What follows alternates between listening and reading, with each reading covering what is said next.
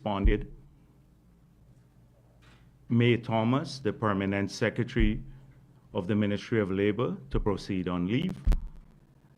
And we indicated to the U.S. government that we'll be seeking information to aid local investigation and possibly prosecution or the collection of the evaded taxes.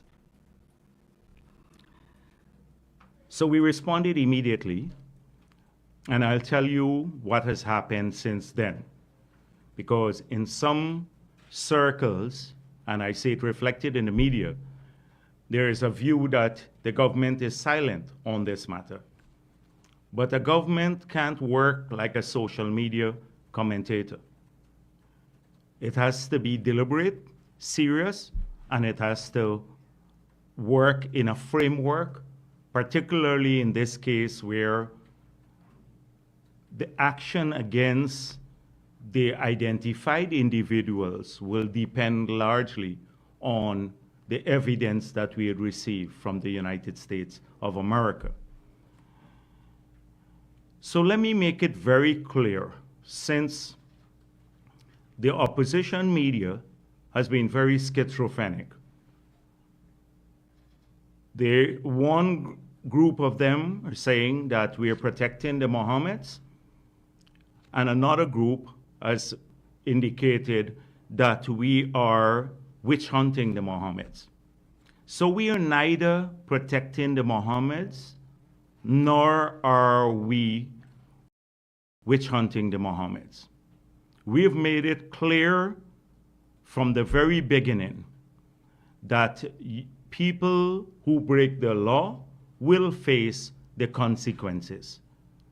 And therefore, if the Mohammeds break the law, they will face the consequences. But they have, as Guyanese citizens, a right to due process too, like any other citizen.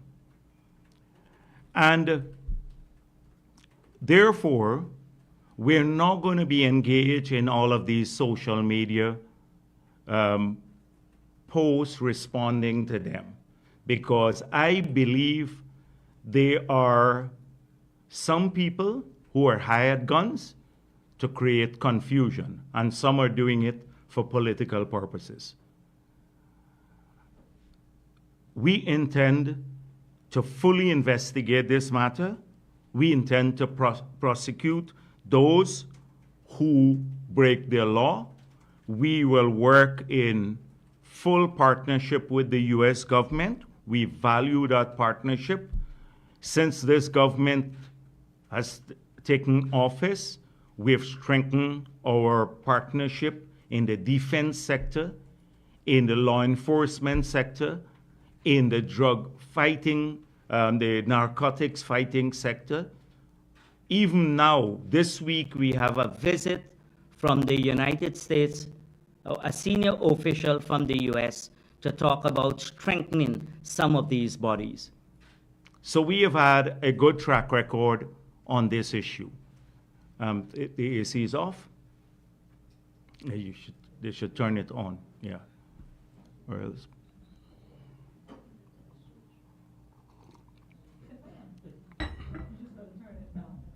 Yes. Yeah, but just turn it on, yeah. Yeah, just leave it there for the time being until it gets old. So I made it clear. We value the partnership between the United States with the government of Guyana and the United States of America. The issue of gold smuggling is not a new issue to Guyana.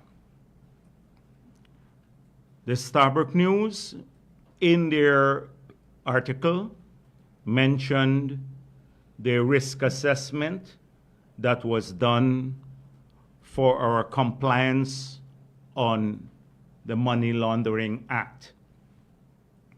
And it rightfully identified gold smuggling as one of the key risks for money laundering.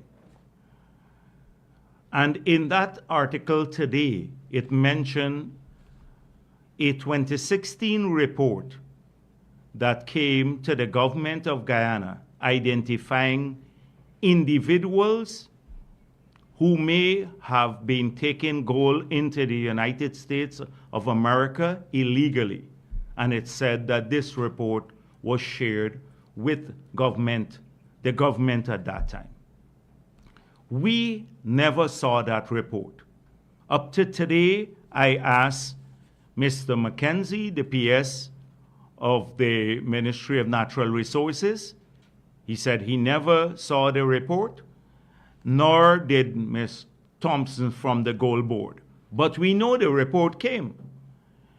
And why do we know that there was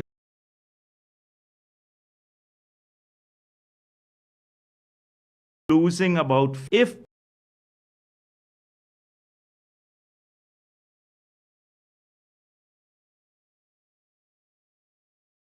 priced at $1,000, it would mean around $3 billion would be leaving the country every week.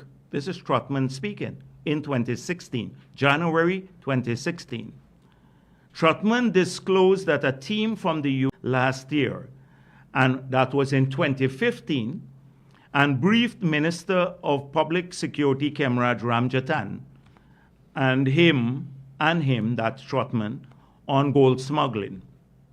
The team also interacted with other agencies such as SOCU.